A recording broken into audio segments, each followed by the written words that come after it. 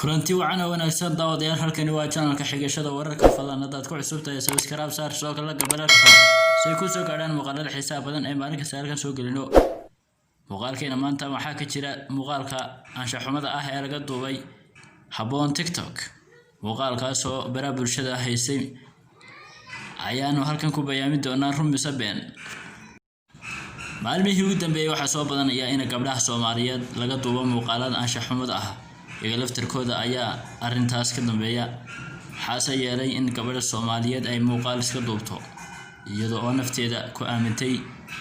wiil Soomaaliyeed maalmihii ugu dambeeyay waxa la beegsanayay hablaha Soomaaliyeed ee ka caanka ah baraha bulshada maalmihii ugu horeeyay waxa muuqaal laga duubay ayuuna qoroxooyada laftirkeeda ka caan ah baraha bulshada hadaba habboon oo iyaduna laftirkeedu ka caan baraha bulshada ayaa muuqaal laga duubay laakiin se maxaa ka jira marunba soo been sida baraha bulshada haysata YouTuberada ugu weyn ee Soomaalida ayaa soo dhigay muuqaal in laga duubay ayuuna qorex laakiin se muuqaalkaas ma Photoshop mise waa mid la sameeyay mise waa run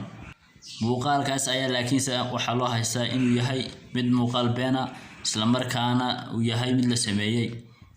ayuuna qorox ayaa muuqaalkii hore laga duubay ayaa waxa ahayd gabadh Soomaaliyeed oo ka caan ah baraha bulshada isla markaana muuqaal uu ka duubay nin ay isku haleysay hadaba TikTok-ta gabadha ka caanka ah iyaduna Habboon Maxamuud loo yaqaano ayaa iyaduna baraha bulshada haysata iyadoo markaa la sheegayo in muuqaal anshaxuma laga duubay hadaba waxaan iga xasuusinaa dad ugu cusub tahay in channelka subscribe saartid soo kala gambarka sidoo kale muuqaalka like saar like-tu waa dhiirigelin noo muhiim ah sidoo kale si share galo wadaag saabtada sida iyaguna muuqaalkan u daawadaan muuqaalkaas ayaan wada daawan doonaa run baa mise waa been